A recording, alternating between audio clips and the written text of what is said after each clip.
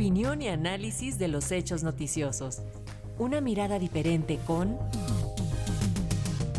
Juan Cruz Olmeda.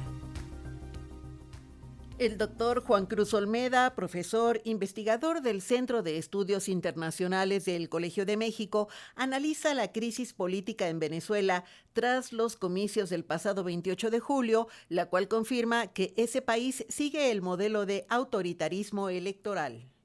Ya ha pasado un mes y medio desde las elecciones presidenciales venezolanas del domingo 28 de julio y el panorama político que hoy vive el país es bien distinto del que parecía emerger en las últimas horas de ese día.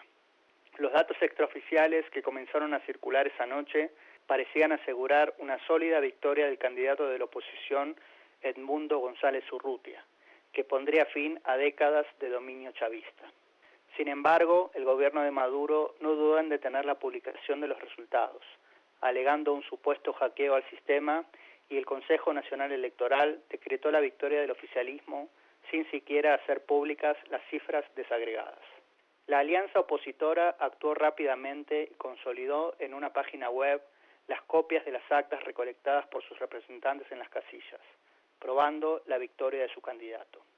El conflicto generado en torno al resultado y la abierta decisión del gobierno de Maduro de no transparentar los datos oficiales no dejaron pasivos a otros países de la región, muchos de los cuales abiertamente dieron por ganador a González Urrutia y otros que no quisieron hacer explícita su postura frente al resultado oficial, pero declararon que no reconocerían una victoria de Maduro si antes no se hacían públicas las actas.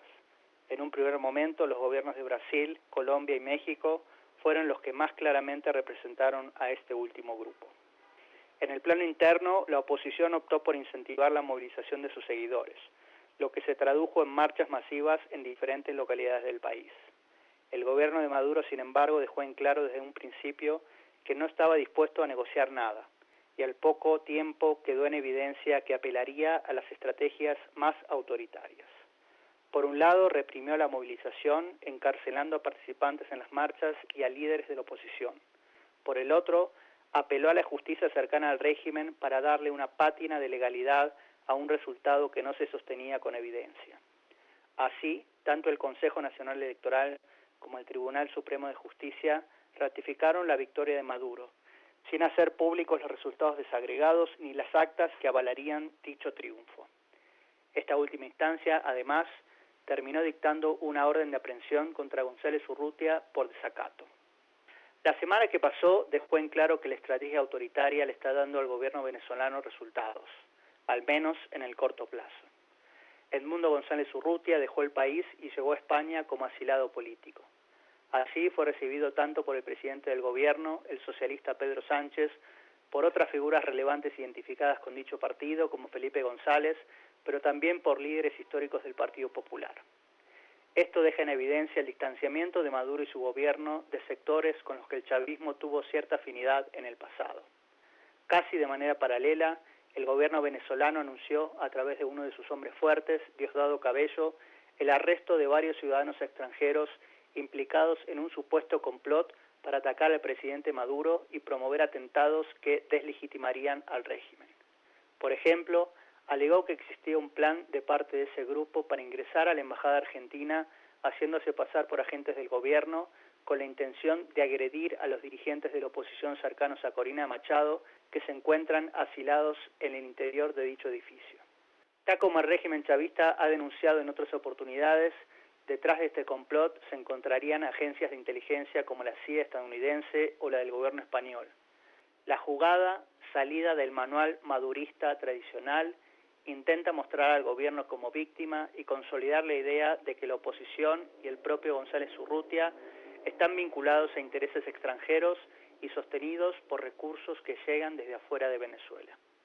A pesar de que Corina Machado ha declarado que la salida de González Urrutia del país no supone un cambio en la decisión de la oposición de continuar reclamando la victoria en las elecciones, la posibilidad de una salida negociada parece casi herida de muerte. Maduro ha dejado en claro no solo que no está dispuesto a dejar el poder, sino además que no tiene problema en recurrir a las estrategias más abiertamente autoritarias para lograr ese objetivo.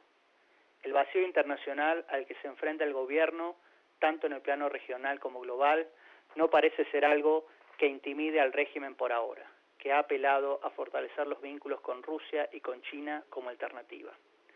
Los gobiernos de Brasil, Colombia y México, que en un primer momento buscaron generar un espacio de negociación entre las partes, parecen haber quedado en una encrucijada.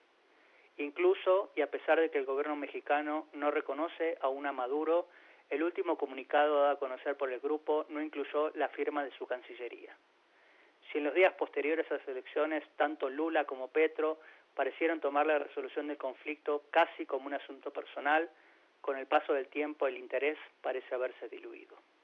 En cualquier caso, la trayectoria de Venezuela parece confirmar que el modelo de los autoritarismos electorales se consolida como una opción en América Latina.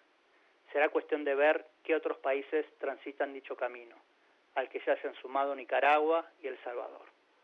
Para Radio Educación, Juan Cruz Olmeda, profesor investigador del Centro de Estudios Internacionales del Colegio de México.